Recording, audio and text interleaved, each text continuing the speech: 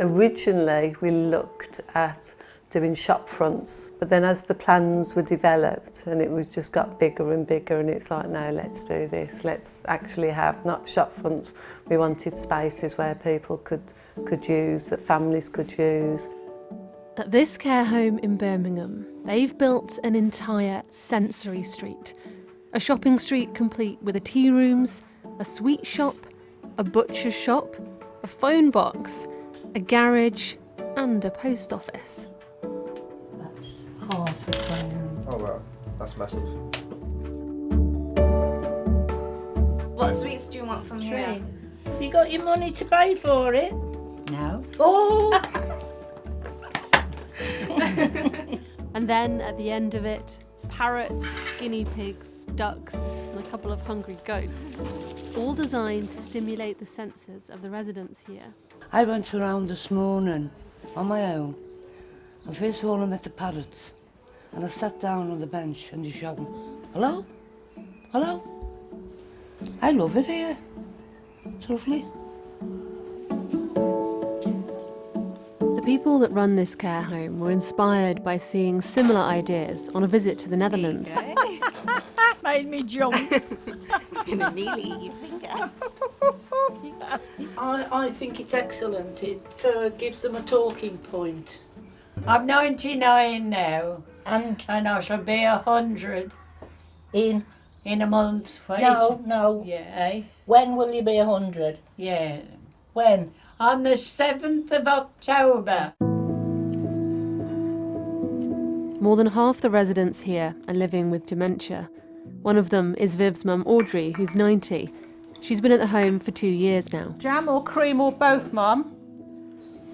Both. Both, I might have known. What is it that your mum gets out of this sensory street, rather than it just being a bit of a gimmick? My mum was just saying about the butcher's shop. She can't remember the last time she saw a butcher's shop. So just thinking about those things is really positive.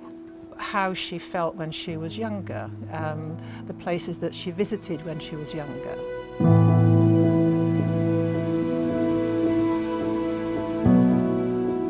But the majority of residents that come to us with advanced dementia, their health is going to decline. Even if we haven't got a glorious day like today, we'll wrap them up in a blanket, bring them out, take them into the tea room, put the heating on in the tea room and just try and make the day special.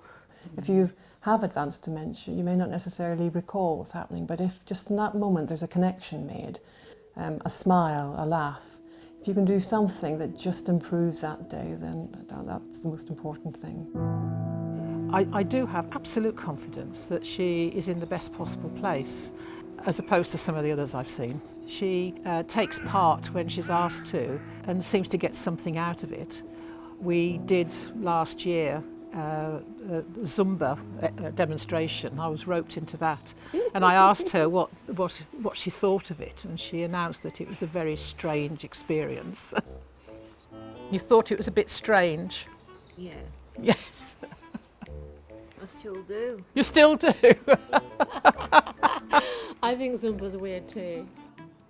Around half the residents here have their places privately funded, and half are paid for by the NHS or local authority.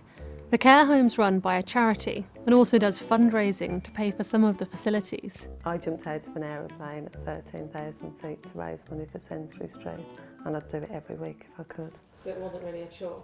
It was at the time. Oh my God. The home also cares for people with mental health problems.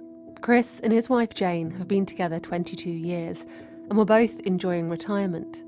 And so we had all the time together, 24 hours a day, every day. So we had a lovely time, holidays. Everything was fine until 4 years ago, when Jane suddenly had a psychotic episode, a nervous breakdown, and was immediately sectioned. Jane spent 4 years in various hospitals and mental health institutions. She doesn't remember any of it. Some days she didn't even recognise Chris. But in January, it was decided that Jane could move out, and Chris wanted to try this care home. Since she's been in here, when the consultant came, the consultant said she thought it was a miracle the way that Jane has recovered, because she recognises me, she recognises people, she socialises.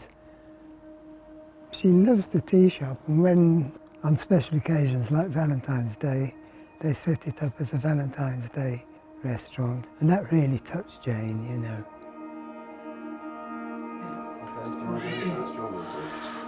Jane wasn't sure she was strong enough to talk to us on camera, but she's decided she can do it. Not better, yeah? There you go. Oh, Ian, thank you so much. Okay, darling. Okay. Okay. Hello. Hello! Oh. Isn't it beautiful? They're amazing. Yeah, sometimes they do all Some of different, them are, but all I've- different voices. Hello. Yeah. How? Hello. Didn't it? It took 4 years to get me better. As soon as I came here, was the animals and all the care to love and Christian devotion and love got me better.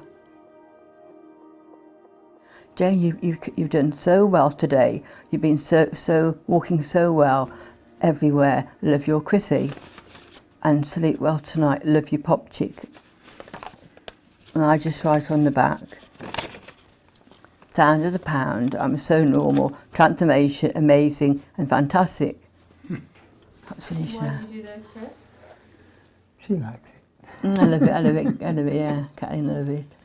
Don't you? I do it, yeah. A monkey. I do it. How have the last 4 years been for you? It's been as awful as you can imagine. But I did visit Jane every day, even when she was in London. How have you managed? By just taking it day by day and not thinking about it too much. Slept apart for 4.5 years now, you know. And we've never had a row in our lives, so it was always lovely to go to bed together. It's one thing I miss, you know, you still, well, I watch the TV in bed, turn around to say something to Jane about the programme, then realise she isn't there. And that still happens, you know, after 4.5 years. So, What do you like about working here? I don't, because I get emotional.